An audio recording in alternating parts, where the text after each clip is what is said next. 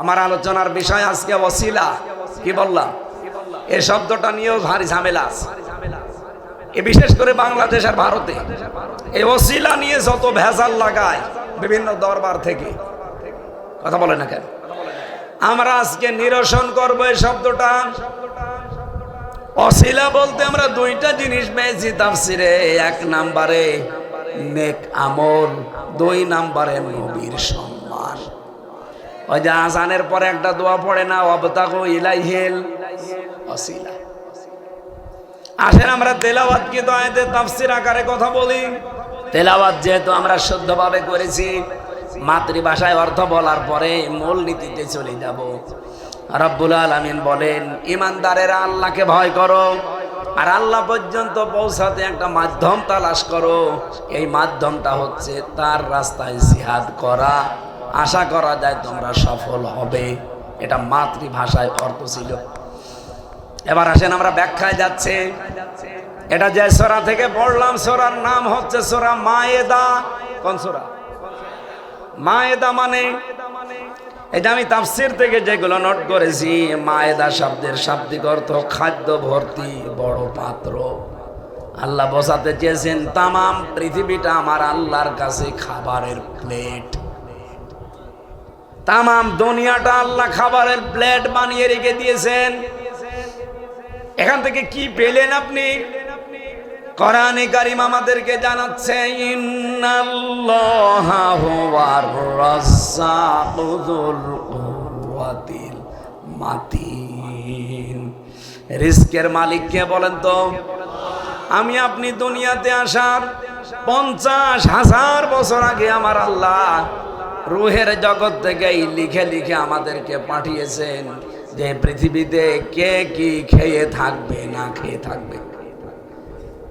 রিজকের দায়িত্ব আল্লাহ নিয়েছেন, কিন্তু যেটার দায়িত্ব নেননি ওইটা নিয়ে আমাদের চিন্তা নেই।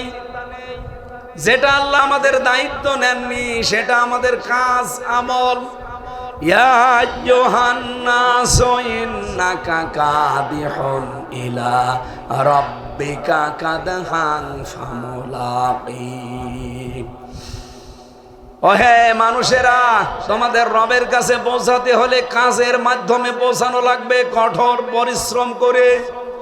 তার কাছে যদি কেউ পৌঁছাতে চান খালি হাতে যেতে পারবেন না। পরিশ্রমের মাধ্যমে, কাজের মাধ্যমে, আমলের মাধ্যমে যাওয়া লাগবে। এইটার দায়িত্ব আল্লাহ নেয়নি, এটা আমাদের দায়িত্ব। অথচ এইটা নিয়ে আমাদের কোনো চিন্তা নেই। যেটার দায়িত্ব আল্লাহ নিয়েছেন, রিজকের দায়িত্ব, ওইটা নিয়ে যত আমাদের মাথা ব্যথা। আরে ভাই, আপনি না খেয়ে মরবেন না। কপালে যা লেখা আছে রিজক, এটা আসবেই, সে যেভাবে আসুক আসবে। অথচ এইটা নিয়ে চিন্তা করে মানুষ শেষ পর্যন্ত বাম হাতের ইনকাম করে। হ্যাঁ বলেন বলেন। যাদের আমার আল্লাহকে রাজ্জাক বলে বিশ্বাস হয় যে উনি রিজিক দাতা, ও জীবন চলে যাবে হারাম পথে, তাকে আপনি পা বাড়াতে দেখবেন না। এটাই সূরা মায়েদার নামকরণের শিক্ষা।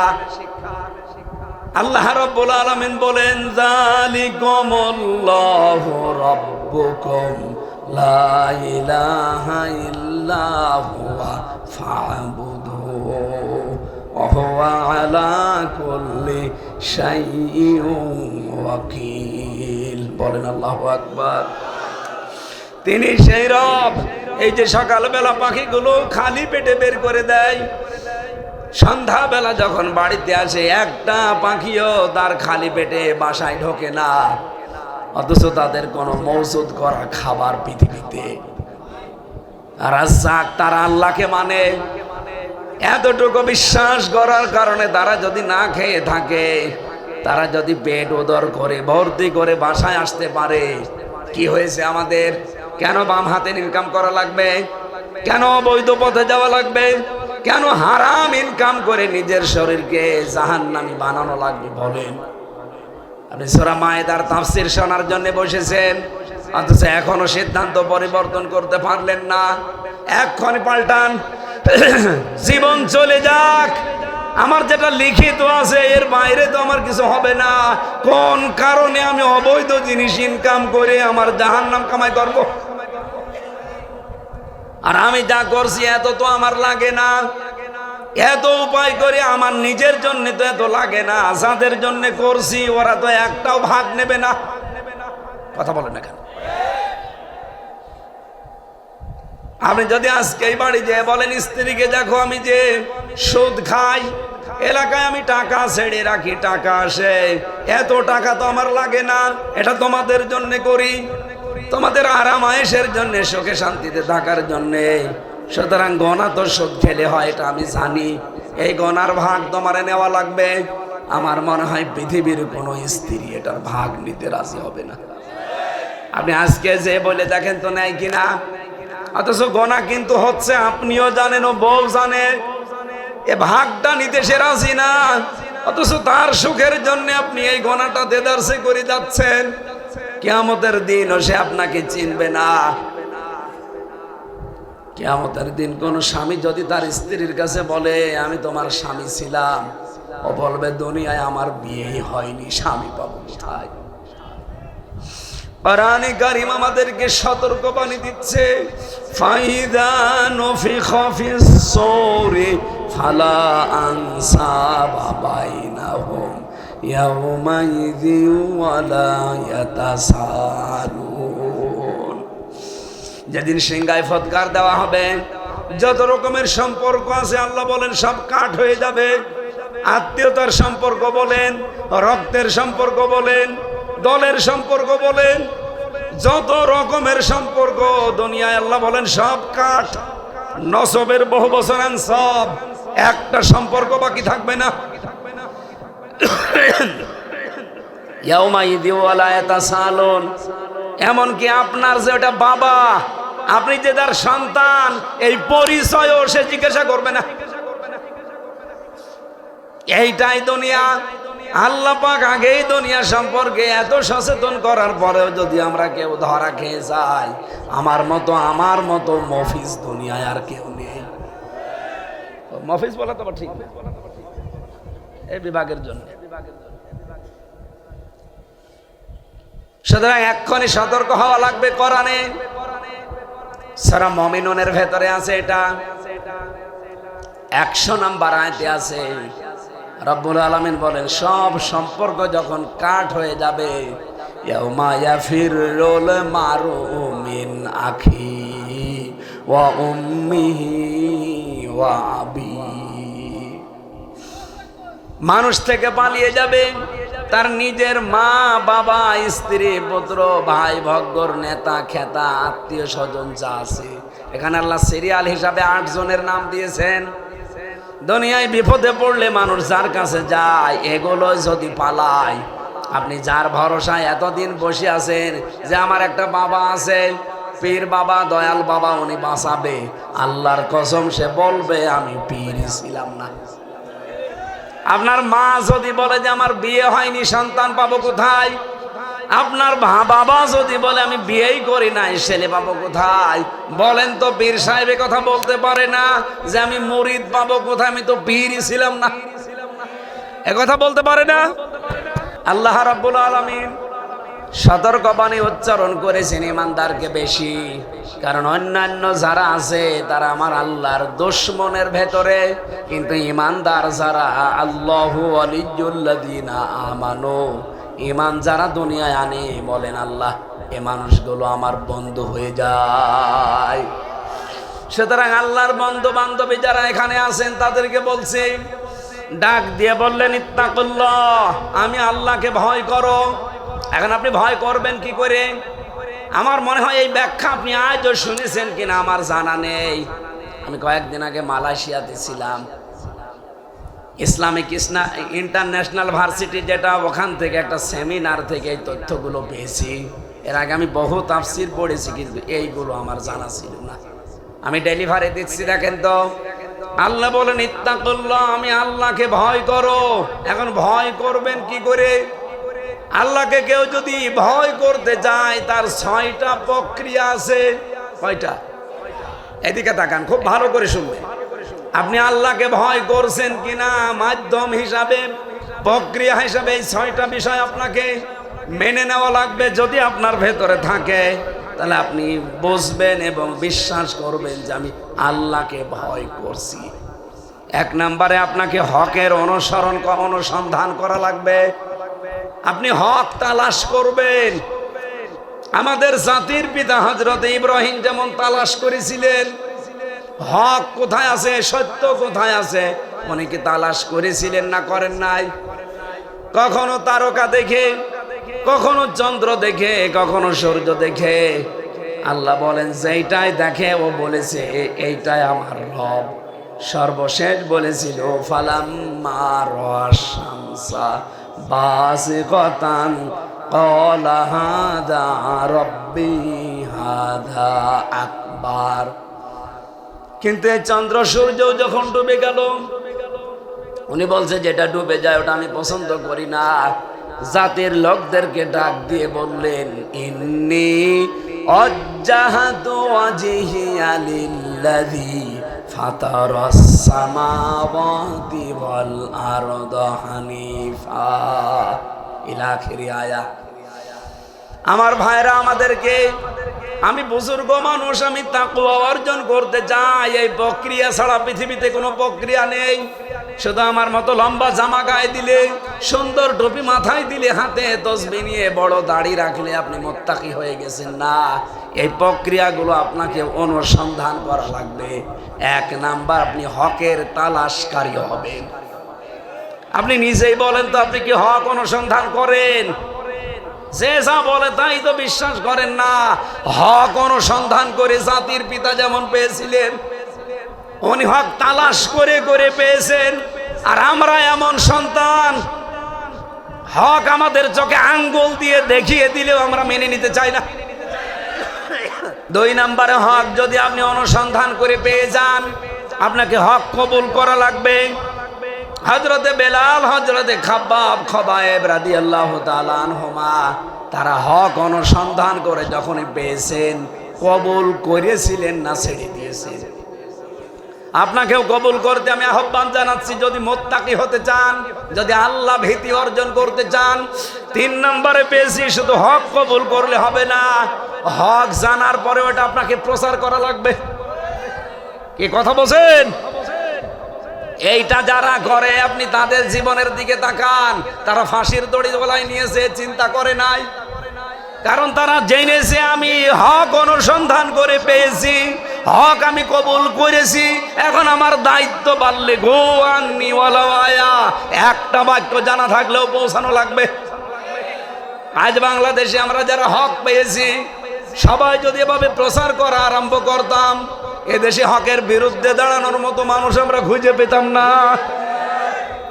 এই যে 1 তারিখের জরিপ পেয়েছিলাম, এই দেশে এখন 18 কোটির উপরে মানুষ, মাত্র 7 কোটি 20 লাখ মানুষ এখন চাচ্ছে এই দেশে ইসলাম কায়েম হোক। বাকি যারা আছে তারা চায় না কেন জানেন? তারা এখনো হক অনুসন্ধান করে নাই, তারা হক পেয়েছে কবুল করে নাই, হক দ্বারা প্রচার করতে রাজি না। তারা দুনিয়ার সন্তান, এই 7 কোটি 20 লাখ তারা যেভাবেই হোক তারা আখিরাতের সন্তান। আশা করছি এবার আখিরাতের সন্তানদের বিষয়ে আসবে। 4 নম্বরে বেশি হক প্রচার করলেই হবে না, হকের ওপরে আপনাকে দৃঢ় থাকা লাগবে, টিকে থাকা লাগবে। যুগে যুগে যারা হক প্রচার করেছে তারা টিকে ছিল। আজ কত মানুষ দেখি বলে আমরা হক প্রচার করি, অথচ তারা হকের উপরে টিকে থাকতে গিয়ে শেষে বাতিলের পাছাটা গোলাম হয়ে যায়। হকের উপর টিকে থাকা অত সহজ না। ইন্নাল্লাযীনা ক্বালু রাব্বুনাল্লাহ সুম্মা ইসতাকামু, যারা বলে আল্লাহ আমাদের রবের উপরে টিকে থাকে, আল্লাহ তাদের একটা পুরস্কার দান করেন। তাতানাজ্জালু আলাইহিমুল মালায়েকা, তাদের আল্লাহ ফেরেশতা নাজিল করে সাহায্য করেন। এর বাস্তব প্রমাণ আমি দেখিয়েছি কয়েক বছর, বিশেষ করে গত বছর আমি রংপুরে বলেছিলাম, আমি বাস্তব প্রমাণ পেয়েছি যারা হকের ওপরে টিকে থাকতে পারে আল্লাহ নিজে ফেরেশতা পাঠিয়ে সাহায্য করে। শহীদ মীর কাসেম আলী রহমতুল্লাহ আলাইহি কারারক্ষী আমারে নিজে বলছিল, মাওলানা এই শহীদ মীর কাসেম আলীর যেদিন ফাঁসি হবে ওই দিন আমি দায়িত্বে ছিলাম, মাগরিবের সময় যে বললাম যে স্যার রাত 10টায় একে আপনার ফাঁসি, মাত্র আর 3 ঘন্টা বাকি আছে, আপনি প্রস্তুতি নেন। উনি আমারে বলছে, এই কুতুব ভাই, কারারক্ষীর নাম কুতুবউদ্দিন, ও কুতুব ভাই 3 ঘন্টা অনেক সময়, আমি ঘুমিয়ে গেলাম, 2 ঘন্টা পরে আপনি আমারে ডেকে দেবেন। কুতুব আমারে নিজে বলছিল যে আমির হামজা ভাই, মাত্র 3 ঘন্টা পরে যার ফাঁসি, 2 ঘন্টা দেখলাম ঘুমিয়ে গেল, ডাকলাম উঠলো, ওর ঘুম আসলো কি করে? অথচ তার ছেলে ব্যারিস্টার আরমান তখনও গুম হয়ে আছে আয়না ঘরে, কোথায় আছে কেউ জানে না। তার স্ত্রী হাসপাতালের বেডে কাতরাচ্ছে, তার দলীয় লোকজন হাজার হাজার লক্ষ লক্ষ পালিয়ে বেড়াচ্ছে, জেল খাটতেছে। তার কোটি কোটি টাকার ব্যবসা বাণিজ্য, বিশাল সাম্রাজ্য, এত কিছু থাকার পরেও লোকটার কোনো চিন্তা নেই। মাত্র 3 ঘন্টা পরে দুনিয়া থেকে বিদায় হয়ে যাবে, বলছে আমি ঘুমালাম। ঘুম থেকে ওঠার পরে দেখলাম উনি অজু গোসল করে 2 রাকাত নামাজ পড়লো। আমারে বলছে আমার সব কমপ্লিট। ফাঁসি যারে দেওয়া হয় জেলখানা, আমি তো দেখেছি, তাদেরকে খাবার দাবার ভালো করে খাওয়ানো হয়। ওনার জন্য জেলার আর সোফার নিয়ে এসেছে, খাবার দই নিয়ে এসেছে। শহীদ মীর কাশেম আলী রহমতুল্লাহ আলাইহি ডাক দিয়ে বলেছে, জেলার সোফার যারা আছেন দায়িত্বে, কিচ্ছু লাগবে না, পৃথিবীর খাবার দেখলে আমার কাছে কেমন যেন ঘৃণা লাগছে। আপনারা আমার তাড়াতাড়ি নিয়ে চলেন, পোশাক আশাক পরে হাতর লাগিয়ে মনে হচ্ছে জামাই শ্বশুর বাড়ি যাচ্ছে। অন্যান্য আমি বহু মানুষের ফাঁসি দেখেছি 3 বছরে। এর আগে যারা ফাঁসি দিয়েছে, শাহজাহান জল্লাদ, ও বলছে আমি 65টা ফাঁসি দিয়েছি। কিন্তু যতগুলো মানুষকে ফাঁসির আদেশ হয়, জেনারেল যারা, তারা যেতে চায় না, জোর করে ধরে পেছনে হাত বেঁধে মুখের উপরে কালো কাপড় দিয়ে বহু কষ্ট করে নিয়ে যাওয়া লাগে। অথচ এই লোকটারে আমি দেখলাম নিজের থেকে হেঁটে বলছে, কাউকে ধরা লাগবে না, আপনারা আসেন আমার পেছনে পেছনে। কুতুব ভাই ওই দিন আমাকে বলেছিল, হামজা ভাই ওনার ঘুম আসলো কি করে? মানে আপনি বলেননি, আমি বুঝে ফেলেছি। যারা ইন্নাল্লাযীনা ক্বালু রাব্বুনাল্লাহ, যারা সত্যি এ কথা বলতে পারে আল্লাহ তুমি আমাদের রব, কিন্তু এর উপরে টিকে থাকতে পারে যারা, কত মানুষই তো রব আল্লাহ বলে বিশ্বাস করে, মুখে স্বীকারও করে, কিন্তু টিকে থাকার বেলায় টাকার বান্ডিল পেলে বিক্রি হয়ে যায়। কথা বলেন না কেন? মানে টিকে ছিলেন, এই জন্য তাতানাজ্জালু আলাইহিমুল মালাইকা, মালাকুন না মালাইকা। তাতানাজ্জালু এটা মোজারে, বর্তমান, ভবিষ্যৎ, প্রেজেন্ট, ফিউচার। আল্লাহ বলেন শুধু ওই সময় না, কিয়ামত পর্যন্ত যারা এই বিষয়ের উপরে টিকে থাকতে পারবে, যেহেতু আমি আল্লাহ হক, এই হক কবুল করার পরে যারা দৃঢ় থাকতে পারবে, তারা বিপদে পড়লে আমি আল্লাহ নিজে ফেরেশতা নাজিল করে সাহায্য করব। আল্লাহ ফেরেশতা এসে অবশ্যই বলেছিলেন, আল্লাহ তাখাফ ওয়ালা তাহজানু, কোনো ভয় নেই, কোনো চিন্তা নেই। কিসের ভয়, কিসের চিন্তা?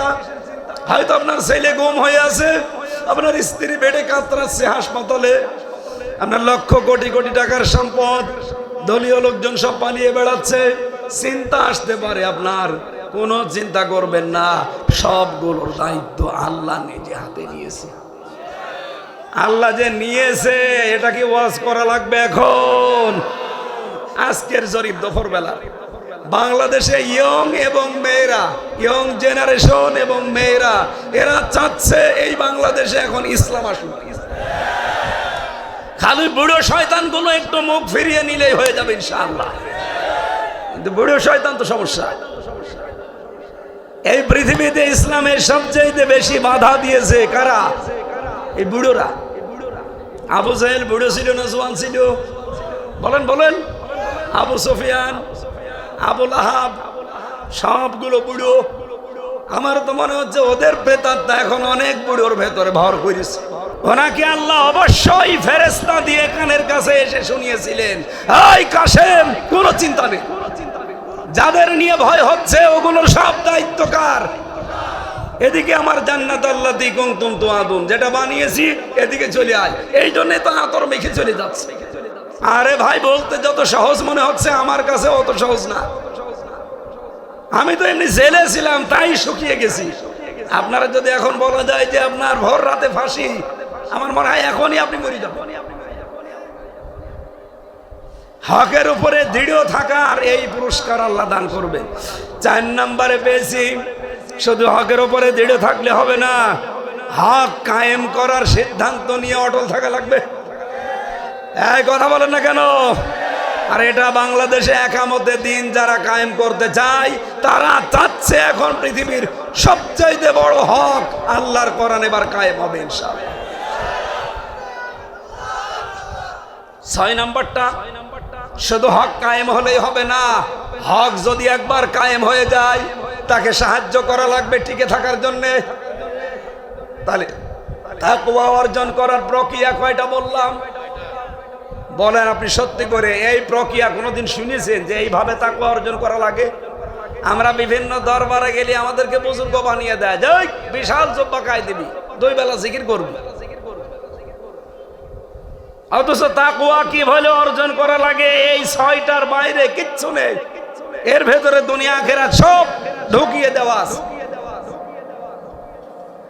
আল্লাহ রাব্বুল আলামিন বলেন, এইভাবে যদি তাকওয়া অর্জন করতে পারো, ওয়াবতাগু ইলাইহিল ওয়াসিলা, আমি আল্লাহকে পাওয়ার জন্য, আমি আল্লাহর কাছে তোমার কোনো মর্যাদা আছে কিনা, কোনো দাম আছে কিনা, কোনো ইজ্জত সম্মান আছে কিনা, এটা জানার জন্য একটা মাধ্যম তালাশ করো।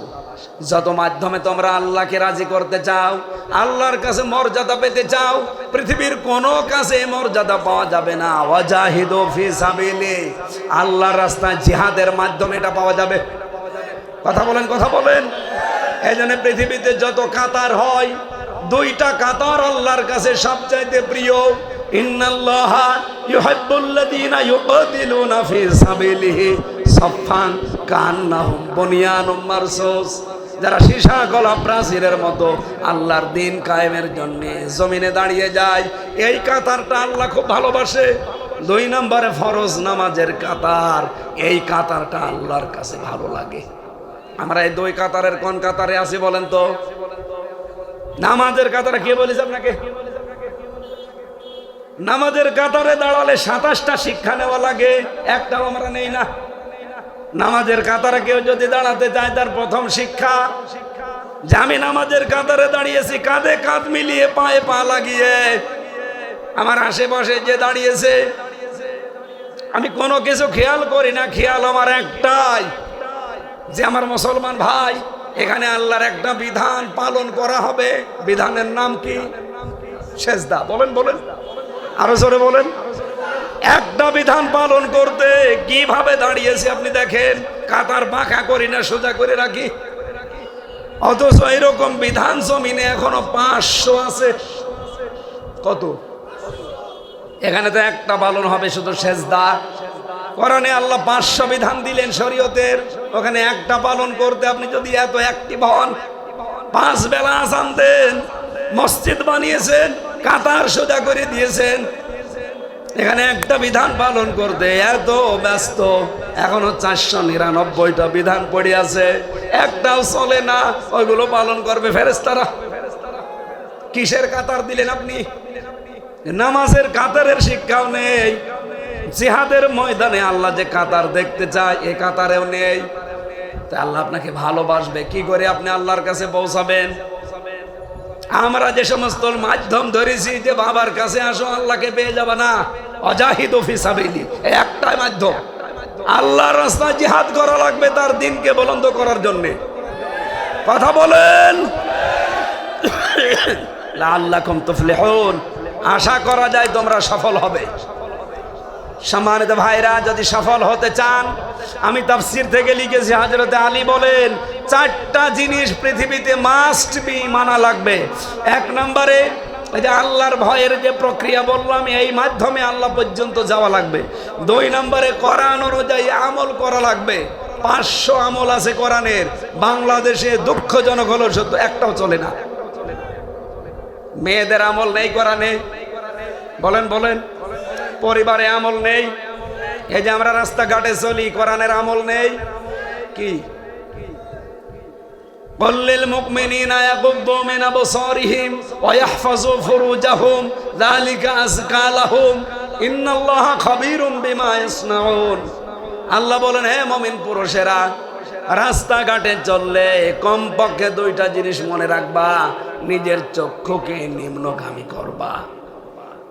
আজ বাংলাদেশে পরকীয়া প্রেম বেড়ে যাওয়ার পেছনে কারণ এই একটাই, বাংলাদেশের পুরুষ মানুষগুলো যদি আমরা এই আয়াতটা মানতাম, মহিলা যারা আছে তারা যদি এর পরে একটা আয়াত আছে এটা যদি মেনে নিত, 3 সন্তান রেখে কেউ অন্যের হাত ধরে পালিয়ে যেত না।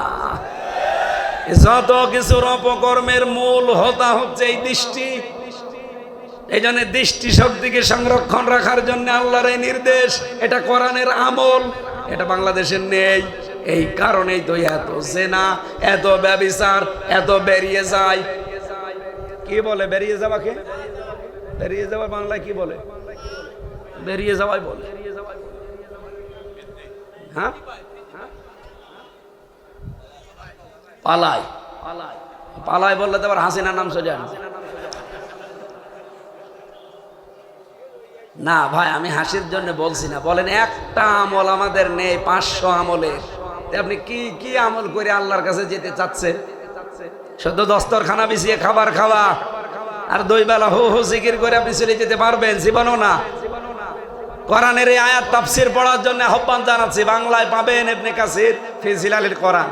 দেখেন আপনি আল্লাহকে পাওয়ার জন্য যে মাধ্যম তিনি দিয়েছেন, এই মাধ্যম আমরা অনেকে অনেকটা বানিয়ে নিয়েছি। কেউ পীর ধরা, কেউ বাবা ধরা, কেউ কবর ধরা। না, আল্লাহকে পাওয়ার জন্য আল্লাহর জমিনে দিন কায়েমের জন্য জিহাদ করা লাগবে, এর বাইরে কিচ্ছু নেই। এটা যারা একামতে দিন এই দেশে কায়েম করতে চায় তাদের জীবনের টার্গেটই এইটা, যে আমি যা করি আমার আসল টার্গেট যেন এই জমিনে দিন কায়েম হয়। আর এই কথা বললে সবচাইতে বেশি মন খারাপ হবে, খারাপ লাগবে, অপছন্দ করবে কারা? না না, কাবুরু আলাল মুশরিকিনা মা তাদউহুম ইলাই।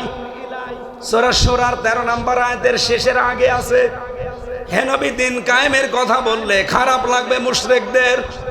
সুতরাং বাংলার জমিনে যাদের কাছে দিন কায়েমের কথা বললে রাজনীতি মনে হয়, মনে হয় যে এটা ধান্দাবাজি, এটা দুনিয়ার কাজ, আল্লাহর কসম তারা মুশরিক। এই কথা বলেন না কেন? আমরা দিন কায়েমের কথা বললে যারা আমাদের রাজাকার বলে, ধান্দাবাজ বলে, রাজনীতি করে এই বলে, মূলবেন তারা শিরিক করছে। আর শিরিক করলে লোকটা কি? আপনি প্রশ্ন করতে পারেন, হ্যাঁ এত বড় আলেম উনি শিরিক করবে, ও তো টের পাচ্ছে না, নাই ওর কাছে খারাপ লাগবে কেন? দিন কায়েমের কথা শুনলে যদি খারাপ লাগে বিশ্বাস করবেন ও মুশরিক। এই ফতোয়া আমি বানালাম, সূরা সূরার আয়াত। দিন কায়েমের জন্য আল্লাহ কাকে মনোনীত করেন? আল্লাহু ইয়াজতাবি ইলাইহি মাইয়াশা ওয়া ইয়াহদি ইলাইহি মাইয়ুনিব। যে ব্যক্তি মন থেকে আল্লাহর দিকে ফিরে আসতে চায়, আল্লাহ বলেন আমি তাকে নির্বাচিত করি, মনোনীত করি, তাকে আমি পছন্দ করি, তাকে আমি এই রাস্তায় তুলে দেই। সুতরাং এই দেশে যে 7 কোটি 20 লাখ মানুষের নাম বলছি, যারা চাচ্ছে দেশে দিন কায়েম হোক, এই আয়াত অনুযায়ী আমি ডাইরেক্ট ফতোয়া দিতে পারি, এই 18 কোটি মানুষের ভেতরে এই 7 কোটি 20 লাখ মানুষকে আল্লাহ মনোনীত করেছেন। আপনি সেই মনোনীত হওয়ার তালিকায় আছেন কিনা বলেন? যদি আপনার দিন কায়েম করতে ভালো লাগে সবকিছুর তুলনায়, বুঝবেন আল্লাহ আপনাকে নির্বাচিত করেছেন, আপনাকে আল্লাহ পছন্দ করেছেন। আর হক্কানি দল কোনটা, হক্কানি আলেম কোনটা, এ কথা কি জোর করলেই হবে না কোরআনে কারিম বলা লাগবে? আল্লাহ রাব্বুল আলামিন 1500 বছর আগে হক্কানি দল কোনটা এর পরিচয় দিয়েছেন সূরা আরাফ আয়াত নাম্বার 181। অমিম্মান খালাকনা উম্মাতুন ইয়াহদুনা বিল হক ওয়া বিহি ইয়াদিলুন। পৃথিবীতে যত উম্মত আছে আমি আল্লাহ যাদেরকে বানিয়েছি, উম্মত তো শুধু আমরাই না, বহু জাতি এই পৃথিবীতে এখন প্রায় 4500 ধর্মের লোক বাস করে। কত? 4,500। আমরা আর কয়জনকে চিনি? সবাই তার নিজ জায়গা থেকে দাবি করে যে আমরাই সঠিক পথে আছি, আমরাই হক। রব্বুল আলামিন বলেন মিনাল্লাযীনা ফাররাকু দীনাহুম ওয়া কানু শিয়া কুল্লু হিজবিম বিমা লাদাইহিম ফারিহুন। হে নবী, আপনি দেখবেন এই পৃথিবীতে যে যেই ধর্মে আছে, যে যেই মতে আছে, দলে আছে, সে ওই দলের কর্মসূচি নিয়ে আনন্দে আছে, আরো মনে করে আমি সঠিক পথে আছি। কিন্তু নিজে ধারণা করলে সঠিক পথে থাকা যায়? এই জবাব দিলেন না?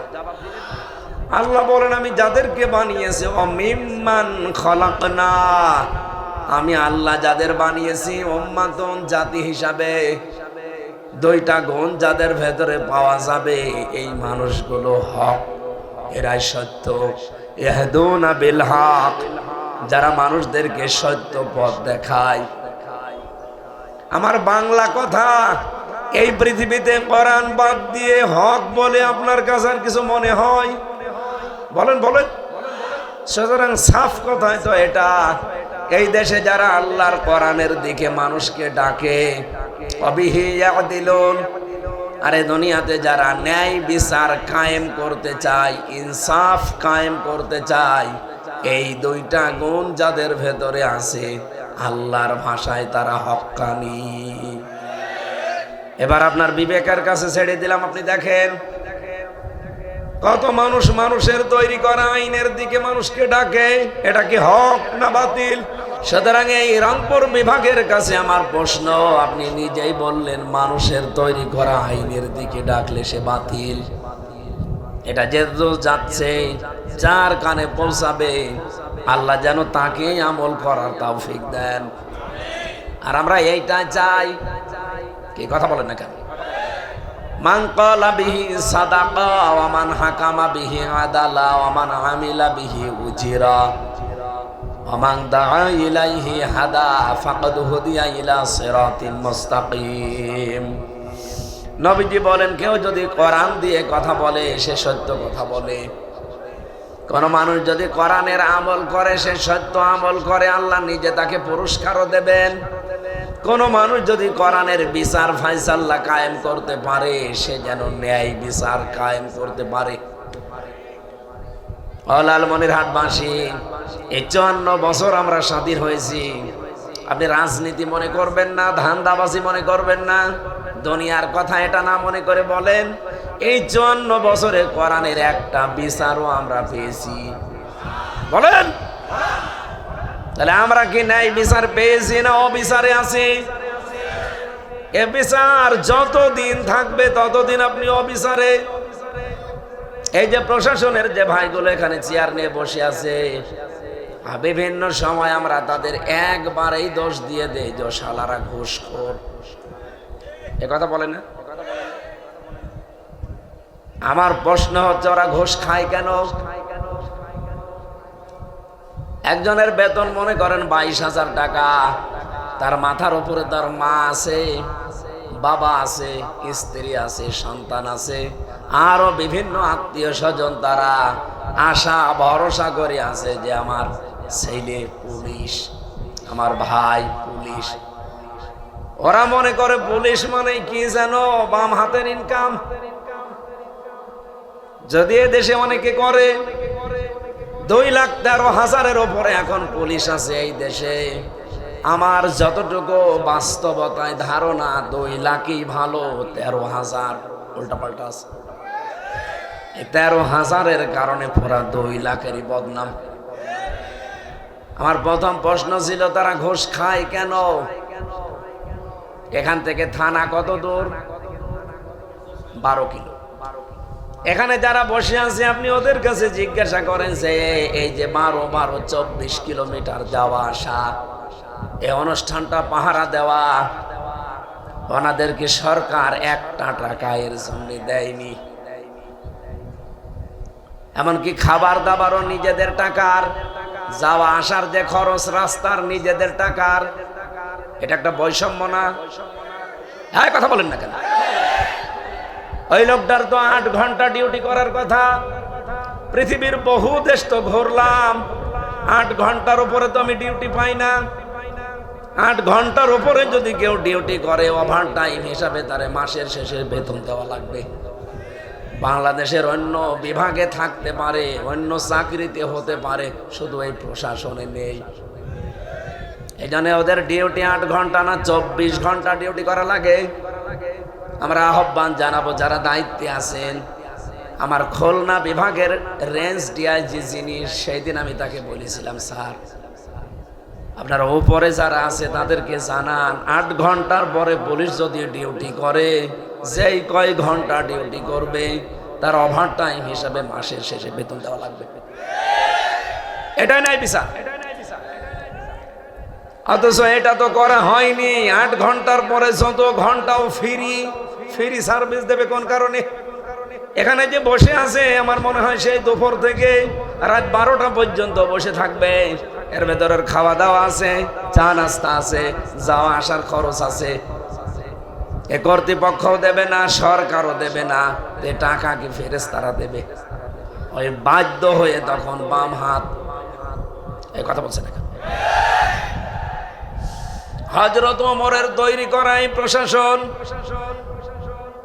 পুলিশ বাহিনী, এটা হযরত ওমর বানিয়েছিল। অথচ আজ পৃথিবীতে বিশেষ করে বাংলাদেশের এখন নিকৃষ্ট মানুষের তালিকায় চলে গেছে কিছু কিছু কারণে। আমরা চাই যদি এদেশে কোরআনের বিচার কায়েম হয়, এদের উপরে এই অবিচারটা প্রথমেই বন্ধ করা হবে।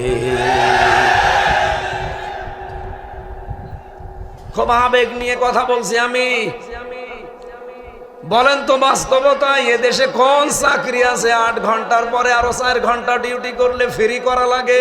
আমি তো পাইনি। আপনাকে ওভার টাইম হিসাবে বেতন দিয়ে দেবে মাসের শেষে, কিন্তু এখানে যে 10-12 জন বসে আছে জিজ্ঞাসা করে দেখেন, ওর একটা ওভার টাইমের টাকা নেই। অথচ ওর ওপরে কত পাহাড় জমি আছে, কত আশা ভরসা নিয়ে আছে ওর মা, বাবা, স্ত্রী, ছেলে মেয়ে, আরো বিভিন্ন আত্মীয় স্বজন। প্রথম করবে কি? বিবেকের তাড়নায় বাধ্য হয়ে শেষে বাঁকা পথে যাওয়া লাগে। এই জন্য এদেশে যতদিন কোরআনের বিচার কায়েম না হবে, কেউ আমরা ন্যায় বিচার পাওয়া সম্ভব এইটাই তো বলতে চাই। আর এইটাই রাজনীতি মনে করে অনেকে। আপনাদের জেলায় এখন তিনি এসপি আছেন, আমার কুষ্টিয়ার কৃতি সন্তান, দোয়া চেয়েছে কিছুক্ষণ আগে, স্যার আল্লাহ তাকে মঞ্জিলে মকসুদে যেন পৌঁছিয়ে দেন, এই জেলার আইন শৃঙ্খলা যেন ঠিক রাখার তৌফিক তারে দিয়ে আদায় করেন, বলেন আমিন। আমান দাগা ইলাইহি হাদা। নবীজি বলেন কোন মানুষ যদি কোরআন দিয়ে মানুষকে ডাকে, আল্লাহ নিজে তাকে হেদায়েতের উপরে রাখে। আরে ভাই, জীবনে আমি কোরআন দিয়ে মানুষকে ডাকি শুধু হাদিসের এই বাক্যের কারণে। আমান দাগা ইলাইহি হাদা, একালি টান আছে। আমি তো হেদায়েতের উপরে থাকতে চাই। শুধু বড় জুব্বা গায়ে দিয়ে হেদায়েতের উপরে থাকা যায় না, বড় দাড়ি রেখে হেদায়েতের উপরে থাকা যায় না। হেদায়েতের উপরে থাকতে হলে আপনাকে মাস্ট বি কোরআন দিয়ে মানুষকে ডাকা লাগবে। কোরআনের ডাক দেয় এরকম মানুষ বাংলাদেশে কম না বেশি? কম। যারাই ডাকে তাদের নামে বিভিন্ন রকমের উল্টাপাল্টা স্লোগান দেয়। নিজে তো ডাকেই না, যারা ডাকে তাদের নামে বলে এরা রাজাকার, এরা আলবদর। এদেশে একটা ছাত্র সংস্থা আছে, ইসলামী ছাত্র শিবির, আমি নাম ধরেই বলছি। তাদের প্রথম কর্মসূচি তারা কোরআন দিয়ে মানুষকে ডাকবে। দেখেন যে কয়টা ফর্ম পূরণ করা লাগে পয়েন্ট প্রতিদিন, তার প্রথম নাম্বারে পয়েন্ট আপনি কোরআন পড়েন কিনা। অথচ তাদেরকে 71 সালের রাজাকার অনেকে বানিয়ে দিচ্ছে, তাদের জন্মই হয়েছে 77 সালে। আমরা চাই হেদায়েতের উপরে টিকে থাকতে হলে কোরআন বাদ দিয়ে বাবার দিকে, স্বামীর দিকে, চাচার দিকে ডাকলে হেদায়েতের উপরে থাকা। বলেন বলেন। শেষের কথাটা বলছি, খেয়াল করে শোনেন। ফাকাদ হুদিয়া ইলা সিরাতিম মুস্তাকিম। নবীজি বলেন কেউ যদি কোরআন দিয়ে ডাকে তাকে তো আল্লাহ হেদায়েতের উপরে রাখবে। তুমি যদি সিরাতে মুস্তাকিম পেতে চাও, জান্নাতের পথ পেতে চাও, মাস্ট বি তোমাকে কোরআনের ডাকে সাড়া দেওয়া লাগবে। আমার প্রথম কথা কি ছিল? এই বাংলাদেশে আজ যারা বলে যে আমরা হক্কানি পীর, আমরা হক্কানি আলেম, আমরা হক্কানি দল, আপনি দাবি করলে হবে? বলেন। ইমাম ইবনে তাইমিয়া রহমতুল্লাহ আলাইহি এই বক্তব্যের পরে তিনি দিয়েছেন, হক্কানি আলেম যদি আপনি দুনিয়াতে দেখতে চান, 3 জায়গায় আপনাকে খোঁজ করা লাগবে। কয় জায়গায়? তিনি লিখেছেন, 1 নম্বরে যে মাটির নিচে তোমরা খোঁজ করো হক্কানি আলেম পাবে। বলেন তো ইমাম আবু হানিফা রহমতুল্লাহ আলাইহি উনি কি হক্কানি আলেম ছিলেন না? বলেন বলেন, কোথায় পাওয়া যাবে? ইমাম আবু হানিফা যেমন হক্কানি আলেম আমরা মনে করি, ওনারে পাওয়া যাবে মাটির নিচে। ইমাম বুখারী হক্কানি আলেম, ইমাম মালিক হক্কানি আলেম, পাওয়া যাবে কোথায়? উনি বলেন, 2 নম্বর হক্কানি আলেম যদি খুঁজতে যাও, তাহলে জিহাদের ময়দানে খোঁজ করে দেখো। জিহাদের ময়দান মানে শুধুমাত্র বোমা নিয়ে চলে যাচ্ছে এই লোকটাই না, আল্লাহর দ্বীন কায়েমের জন্য যে যেভাবে চেষ্টা চালাচ্ছে, ওই চেষ্টাটা কিভাবে আপনি চালাবেন, আমার তেলাওয়াত কিন্তু আয়াতে আজকে আছে। আমরা আপনাদেরকে মেলে ধরবো ইনশাআল্লাহ কোরআন দিয়ে। জিহাদের ময়দানে যারা কাজ করে, নবীজি বলেন এরা হক্কানি আলেম। 3 নম্বরে উনি বলেন হক্কানি আলেম পাওয়া যাবে জালেমের জেলখানায়। আপনি তামাম দুনিয়ার দিকে তাকিয়ে দেখেন, জালেমের জেলখানায় বহু আলেম এখন অন্ধকার প্রকোষ্ঠে, এমনকি সৌদি আরবে পর্যন্ত। আব্বাস মাদানি আজ প্রায় 34 বছর তিনি জেলখানায়। আপনাদের রংপুর বিভাগের কৃতি সন্তান শহীদ, কি জীবন্ত শহীদ যার নাম আমরা বলি এটিএম আজহারুল ইসলাম, 14 বছর লোকটা জেল খেটে আসলো। এদেশে বহু মানুষকে আমি দেখেছি জেলখানায় বিনা অপরাধে, বিনা কারণে, কিচ্ছু জানে না, শুধু হিংসার বশবর্তী হয়ে অন্ধকারে পড়ে আছে। আগামী থেকে একটা ব্যবস্থা এদেশে করলে এই মিথ্যা মামলা এবং মিথ্যা সাক্ষী বন্ধ হয়ে যাবে। কাউকে যদি কেউ মামলা দেয়, ওটা বিচার ব্যবস্থায় যাবে। যদি প্রমাণ না হয়, যদি বেকসুর খালাস পেয়ে যায়, তাহলে লোকটা নির্দোষ। তাহলে সেই লোকটা মামলা দিয়েছে, সাক্ষী দিয়েছে, মামলার আয়ু যারা ছিল, এসবগুলোকে বিচারের আওতায় নিয়ে আসা লাগবে। তাহলে এমনি মিথ্যা মামলা, মিথ্যা সাক্ষী বন্ধ হয়ে যাবে। আমি নিজে তো ভিকটিম। 3 বছর জেলে থাকাকালীন আমি দেখেছি যারা আমার রিমান্ডে নিত, ওরা নিজেরাই আমার কাছে বসে বলতো, হুজুর কিচ্ছু করার নেই, আপনার কোনো দোষ নেই, আমরা জানি, কিন্তু উপরওয়ালার নির্দেশ। আগামীতে এই ব্যবস্থা থাকবে না ইনশাআল্লাহ। প্রশাসন চলবে তাদের আইজির কথা মতো। কোন নেতা খেতা, কোন নেত্রীর কথায় তাদের চলার দরকার নেই। তারা যদি তাদের যে আইজি আছে তার কথা মতো চলতে পারে, এই দেশটা একদিনই ঠান্ডা বানিয়ে ফেলবে। তাদের ইচ্ছাও আছে, সদিচ্ছাও আছে, কিন্তু পারে না, কিছু শয়তান মার্কা নেতা আর খেতার কারণে। এগুলো সামনে আর চলবে না। কথা বলেন না কেন? আমরা চলতে দেব না এই নিয়ম।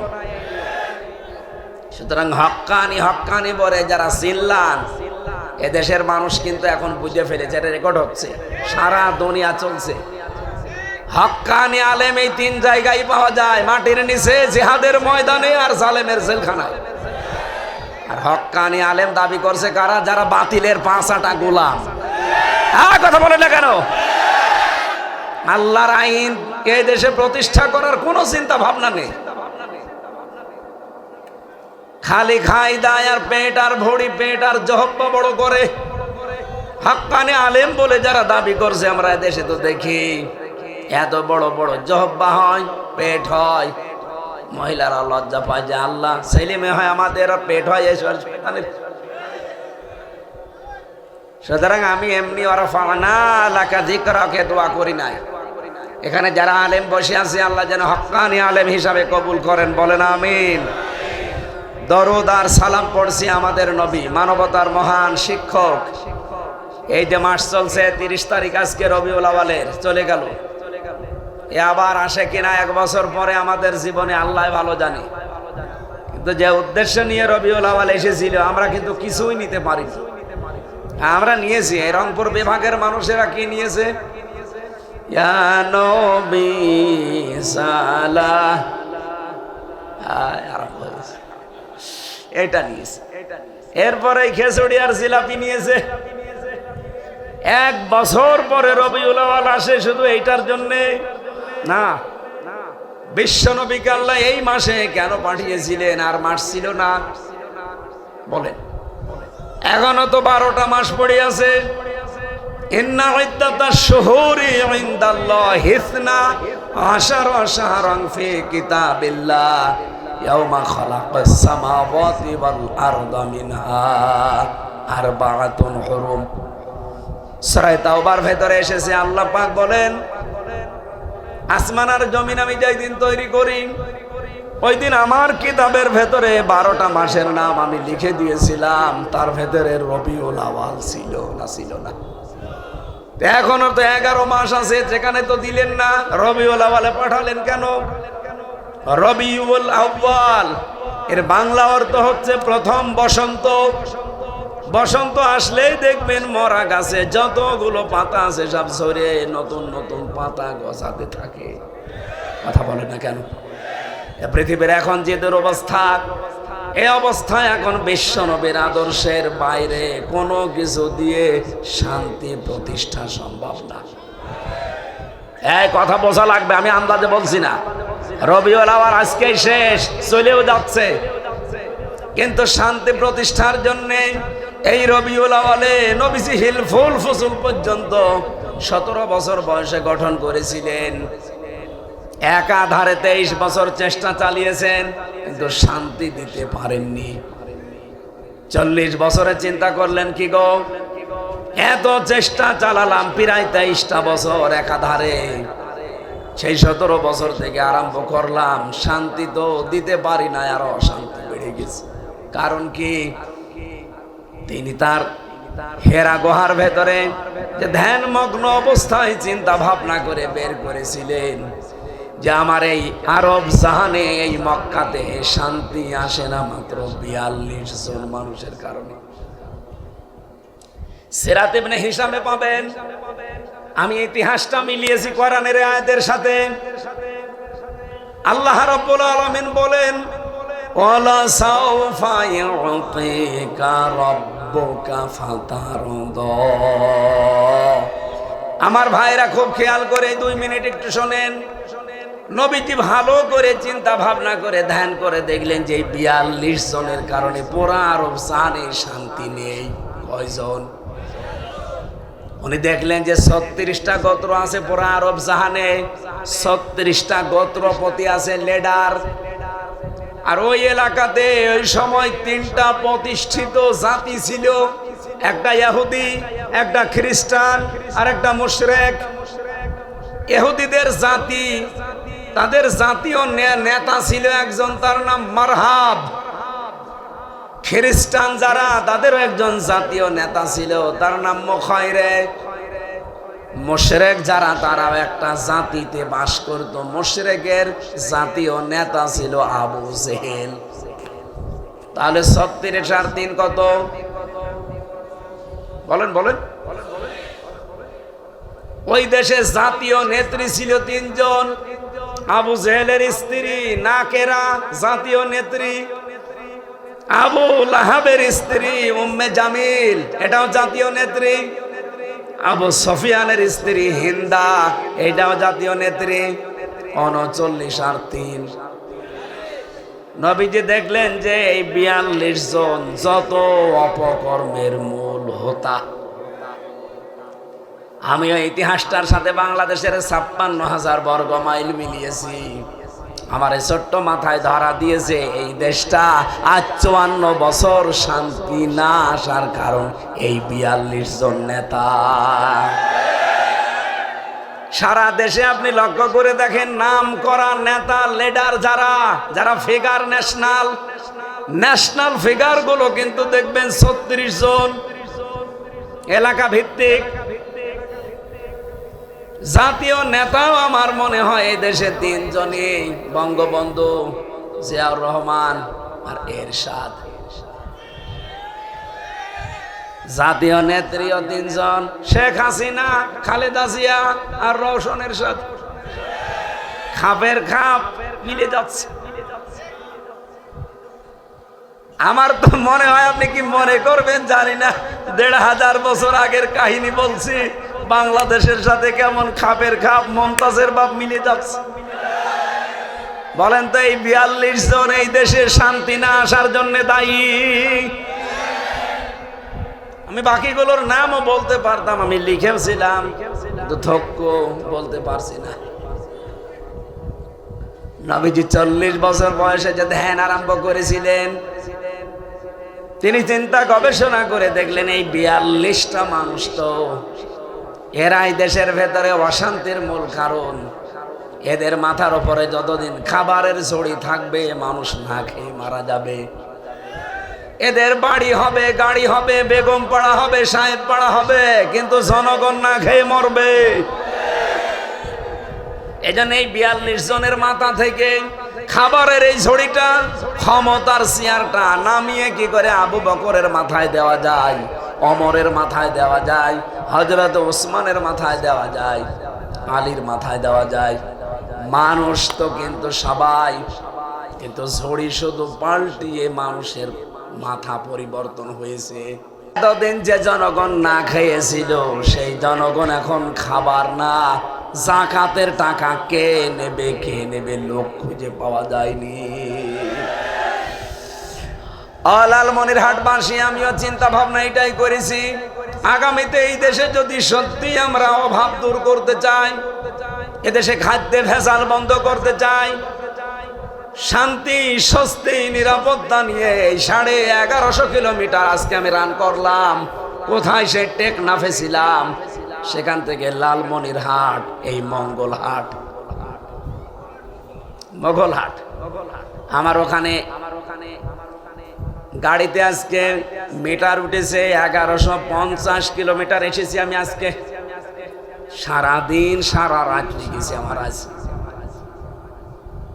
এ বিশাল এরিয়াতে আমাদের কোনো চিন্তা করা লাগবে না, কোনো টেনশন থাকবে না। শুধু এই 42 জন মানুষকে পরিবর্তন করে আবু বকরের মতো, ওমরের মতো মানুষকে এবার যদি আল্লাহর কসম আমরা একটু ঠেলে পাঠাতে পারি, এই দেশও মদিনার মতো নিরাপদ হবে। নবীজি বলেছিলেন, খায়রুল কুরুনি করনি, আমার যুগ শ্রেষ্ঠ যুগ। এমনি বলেননি। এই যে আমি আজকে 1150 কিলোমিটার আসলাম, আমার মনের ভেতরে দিন রাত মিলে বহু ভয় এসেছে, কারণ এই দেশে এখন দেখি পাথর দিয়ে পিটিয়ে মানুষ মেরে ফেলে, জায়গায় পিটিয়ে মানুষ মেরে ফেলছে, রাহাজানি, ছিনতাই, ডাকাতি, এগুলো তো আছেই। কথা বলে না কেন? আমি এই 11 বছরের ভেতরে 3 বছর জেলে ছিলাম, 8 বছর তো এই ময়দানে কোরআনের প্রচারে আছি। এই 8 বছরের ভেতরে কমপক্ষে 10 বার আমারে ডাকাতি ধরেছে। অথচ মালয়েশিয়া গিয়েছিলাম, বাংলাদেশের চাইতে প্রায় 5 ডবল বড় দেশটা। প্রতিদিন আমি প্রায় 1500 কিলো, 2000 কিলোমিটার রান করতাম, কারণ এই প্রদেশ থেকে ওই প্রদেশ প্রায় 1500-2000 কিলোমিটার। রাত 12টা, 1টা, 2টা নেই, কারণ সে ধরা লাগবে অনুষ্ঠান। শুধু মরুভূমি, পাথর, জঙ্গল আর খালি পাম গাছ, হাজার হাজার বিঘা শুধু। এই রাত 2টার দিকে শরীর ছমছম করে ওঠে ভয়ে। ড্রাইভার বলছে, কোনো চিন্তা নেই, আল্লাহ ছাড়া কারো ভয় পাওয়া লাগবে না, কেউ আসবে না সামনে। অথচ 50, 60, 70 কিলোমিটার চলে যাচ্ছে, মরুভূমি, কোনো কিচ্ছু নেই, শুধু পাম গাছ দিয়ে ভরা।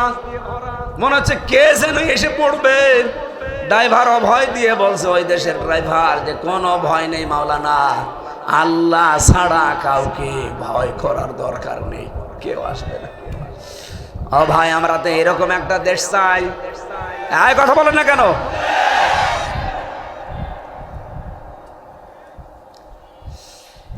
আজ আমাদের জাতি বর্ণ ধর্ম নির্বিশেষে সবাই আতঙ্কে আছে। প্রশাসন এখন অ্যাক্টিভ ভাবে কাজ করে না, এই জন্য আমরা যদিও আতঙ্কে আছি। ওরা অ্যাক্টিভ ভাবে যদি কাজ করে, ও আতঙ্কে থাকা লাগবে যতদিন আল্লাহর বিধান দেশে কায়েম না হবে। এটা ছাড়া সম্ভব না। আর আইনের শাসন প্রয়োগ করা লাগবে, শুধু আইন থাকলে হবে না, আইনের শাসন প্রতিষ্ঠা করা লাগবে। ওই দেশে আইনও আছে, আইনের প্রতিষ্ঠাও আছে। কেউ যদি খাদ্যে ভেজাল দিয়ে ধরা পড়ে, ওর কোনো বিচার নেই, সঙ্গে সঙ্গে মেরে ফেলবে। দুর্নীতিতে কেউ যদি ধরা পড়ে, ওর কোনো বিচার নেই, মেরে ফেলবে। আর আমাদের খাদ্যে ভেজাল যদি হাতে নাতে ধরা পড়ে, বলে এই কাজ কেউ করে, যা পরে আর করবি না, ও মনে করে ঠিক আছে, দোয়া করে দিল, সামনে আরো ডবল করে করবে। আমি ওখানে সেই কয়দিন, যে মাসে মাসে থাকি, একটা দিনও আমার কোনো কাশি হয় না, সর্দি নেই, কারণ কোনো ময়লা নেই। আর এই দেশে বিমানবন্দরে পা দিতে দেরি, কাশি শুরু হতে দেরি নেই। এই যে প্রায় 15 দিন থেকে আসলাম, একটা দিনও আমি অসুস্থ হইনি, কাশিও হয়নি। এখানে আসার পরে যে কত হাজার বার কাশি দিলাম, আল্লাহ ভালো জানে। বাংলাদেশের মুসলমানেরা আসেন তো, রবিউল আউয়াল মাসে নবীজি এসে কি করেছিলেন? পয়লা বসন্ত, প্রথম বসন্ত, উনি আল্লাহর বিধান কায়েম করতে পেরেছিলেন এই 42 জনকে মাইনাস করে আবু বকর ওমরের মতো মানুষকে দিয়ে। আমরা রবিউল আউয়াল মাসে এরকম একটা সিদ্ধান্ত এবার নিতে পারি না। যারা পরীক্ষিত, যাদের চরিত্রে কোনো দাগ নেই, যে মানুষগুলো দুর্নীতি করে না, যারা সম্পদের পাহাড় তৈরি করে না,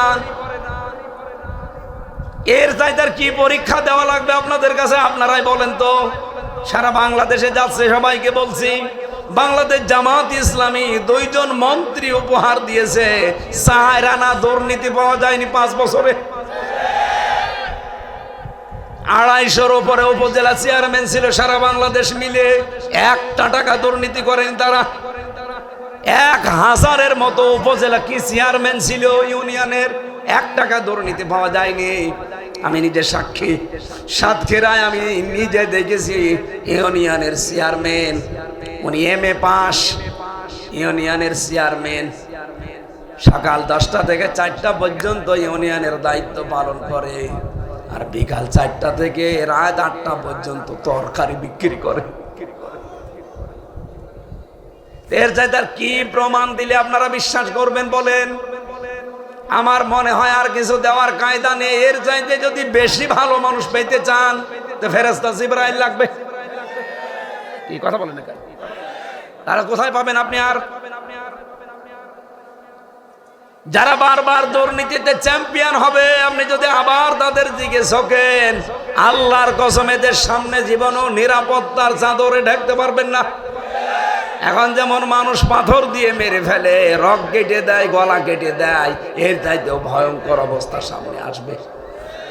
এই জন্য আশা করছি নবীজি এই রবিউল আউয়ালে যা করেছিলেন, আপনি নবীর উম্মত হিসাবে তাই করেন, তাহলে প্রথম বসন্ত আবার এদেশে আসবে ইনশাআল্লাহ।